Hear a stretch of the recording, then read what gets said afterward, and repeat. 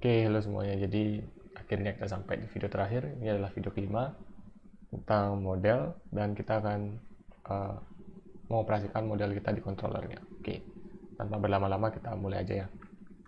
Seperti biasa kalian buka dulu file projectnya, jalankan artisan serve.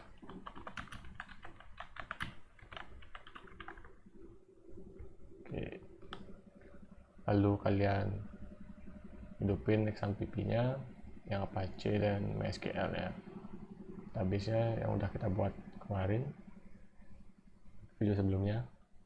Oke, ada tabel students yang isi 2 data. Kita akan coba tampilin di sini. Gimana caranya? Oke, kita lihat tasnya dulu. Buat file model dulu. Nah, setelah kita buat tabel, sekarang kita buat modelnya. Caranya pakai terminal biasa.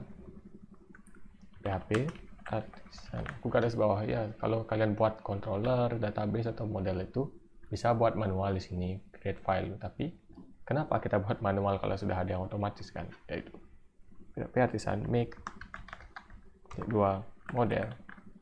Nah, ini yang penting sekarang. Di video sebelumnya kita buat nama tabel kita itu students pakai S kan. Ada ya. Tabelnya students. Tabel students. Jadi untuk modelnya sendiri kita akan buat namanya student, nggak pakai S ya, jadi singular ya, tidak jamak. Oke, itu aja. PHP artisan make model namanya student. Enter.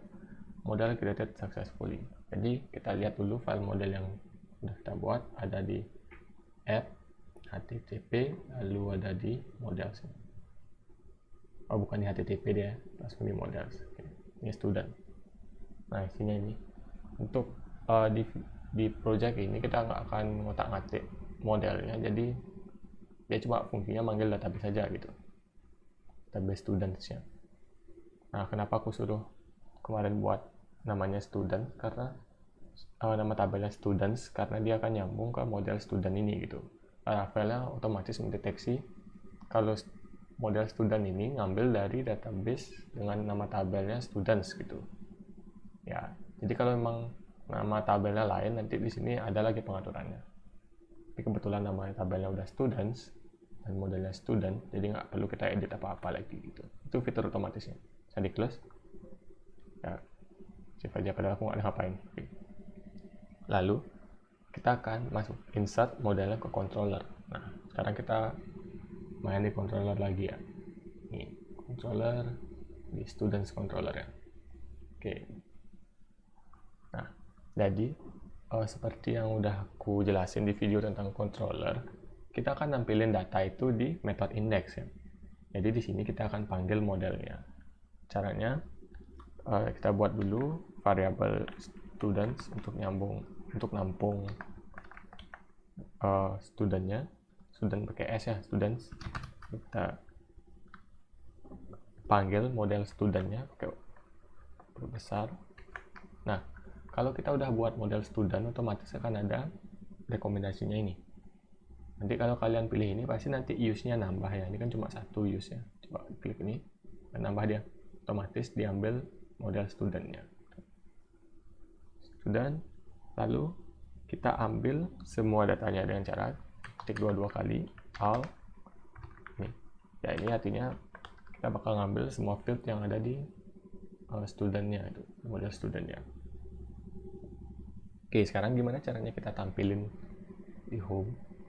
Nah, kita bisa nampilinnya dengan cara kita return view-nya kita kasih parameter lagi satu. Setelah home ini kita koma, lalu buat array dengan nama ini array asosiatif ya, students, lalu tanda panah, kita isi nilainya dengan $students. Nah, jadi kita buat variabel array ini kita isi dengan ini. Si studentsnya ini kan semua data studentnya. Oke. Seperti ini. Jadi kita udah ngirimin data studentsnya ke view-nya. Coba kita buka view-nya sekarang. Resource, views, yang di home. Sekarang yang perlu kita lakuin itu kita tampilin di TR-nya ini. Kita lakukan pengulangan. Kita bisa pakai for each ya. Jadi di di bawah t body ini, di atas tr ini kita buat add for each dalam kurung. Nah, tadi kan kita ngirimin students ya. Kita ketik sini $students as $student. Tuh. Ya, kalau kalian udah pernah pakai for each pasti ngerti lah maksudnya apa ini. Oke. Lalu di bawah tr-nya ini kalian tutup for each-nya. Dan add and for each. Nah, students ini maksudnya semua data mahasiswanya itu kita deklarasikan dalam bentuk student ini, tunggal. Ya gitu, coba kita echo aja ya biar kalian ngerti. Ini name-nya kita hapus, kita ganti pakai $student. Maaf, kalau kita mau ngeho PHP kita harus buka tag kurung kerawal 2 kali di sini ya. Student tunggal, lalu apa nama field-nya, tambahkan name. Coba kita copy ini, namanya juga sama jurusannya. Ini name kita ganti pakai name adalah major, disimpan. Coba kalian lihat project kalian, refresh, udah tampil yang di database Tony Stark sama Steve Rogers. Coba kita tambahin data lagi ya biar kelihatan banyak. Ini dikit kali. Set. Misalnya siapa ya?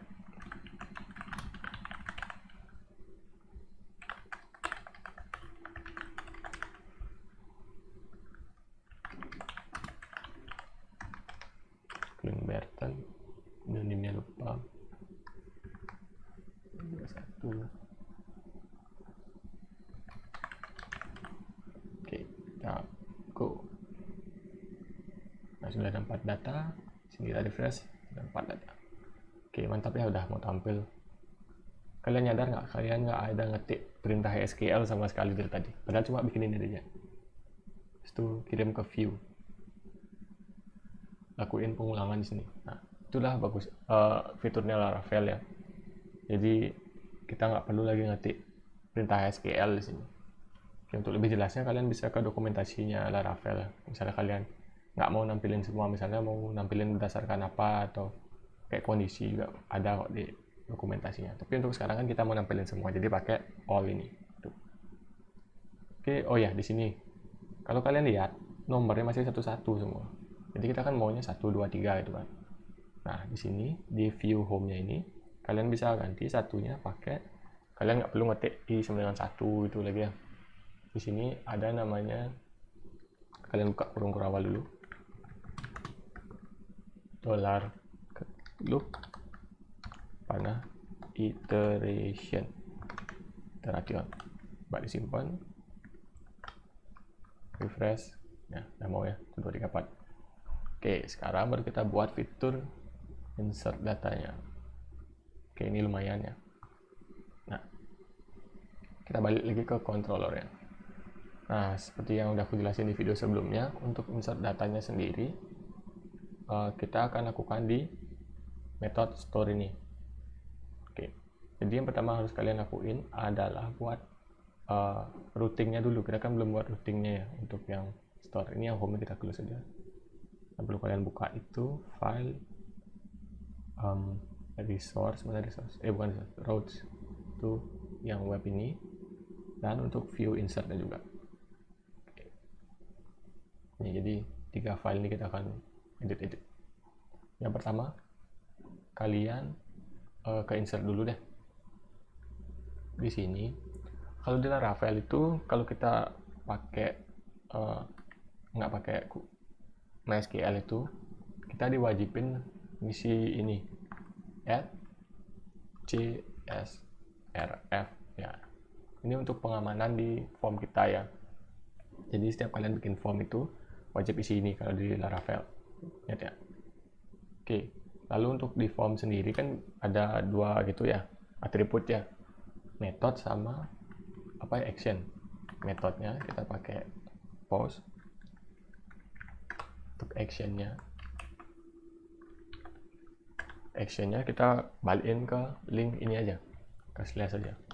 Kalau kita ke slash ini bukannya sama itu ya, ke home ya, ini ke sini jadi dia kan ke method index. Nah gini, kita buat root lagi satu untuk method store-nya ya, untuk store. Jadi biar dia nggak ke index, soalnya kita kan buatnya ini ke slash itu. Oke, gini kita buat terus lagi satu root, atau nggak kita copy dia biar cepat ya, copy paste. Ini index kita kan dipakai store ya. Nah terus apa dong bedanya linknya ini sama ini? Nah di sini kita ganti getnya ini pakai post. Nah gini, jadi nanti Laravel bacanya beda dia antara ini routing yang ini dengan ini. Kalau dia get, dia akan nampilin method index, tapi kalau dia post, dia akan jalanin method store gitu. Oke, kalian bisa close ini, nah, biarin aja ya, buka.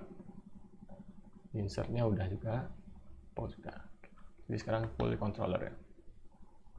Nah inilah yang pertama harus kita lakuin adalah buat objek students-nya dari modelnya itu.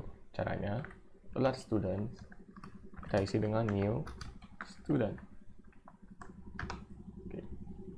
Oh ini maaf, bukan students ya, kita kan mau buat objek tunggal, jadi student gitu namanya. Lalu $student kita baru isi sekarang student dot panah nim. Jadi nimnya kita isi dengan ini request ini. Nanti data dari formnya itu akan ditangkap dalam bentuk request ini. Jadi kita isi aja dengan $request panah nim gitu. Ya kayak gini. Di data student name ini kita isi dengan request name gitu. Sama juga untuk nama dan jurusannya. Kita copy aja. Nah cara aku ngopi cepat tuh gimana ya? Ini sedikit tips dari VS Code. Kalian bisa arahin kursor di paling akhirnya ini, lalu tekan Shift dan Alt barengan. Nah habis ditekan itu kalian pencet tombol bawah. Oh otomatis copy ya. Ini mantap kan? Nah ini kita ganti name-nya sama kayak pas itu. Kita bisa blok lalu Ctrl D. Oke, name. Kita escape. Ini kita blok lagi yang ini. Ctrl D, major, kita escape. Oke, jadi semua datanya udah keisi. Sekarang yang harus kita lakukan itu adalah kita save studentnya. Student dan method save. Save. Nah. Oke. Setelah di save, kita pindahin halamannya ke halaman home lagi, halaman utama. Jadi kita bisa return redirect ke halaman home. Ya, halaman home kan routingnya slash ya. Oke, ini aja sih harusnya buat insert data. Coba kalian simpan.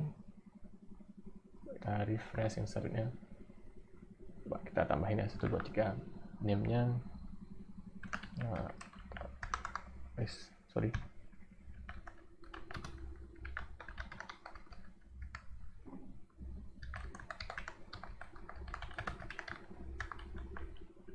Di submit ya, udah masuk datanya ya. Jadi udah selesai sih tugasnya. Kalian udah bisa nampilin data, masukin data ke database. Coba lihat ya, ada nggak sih Natasha Romanov? Ini udah ada. Lalu form input udah. Nah kalau kalian submit ini kan isi required tadi, jadi harus di isi dulu baru bisa di submit.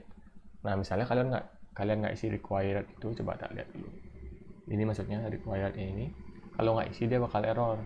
Nah mungkin di video-video selanjutnya kalau ada waktu aku akan buatin video untuk validasinya ya. Jadi biar orang tuh nggak ngawur masukin data. Jadi misalnya name ini cuma boleh berupa angka, nama ini nggak boleh kurang dari berapa karakter kayak gitu. Jadi ya udah selesai sih tugasnya. Terima kasih udah mau nonton sampai video akhir ini ya, semoga sukses. Dadah.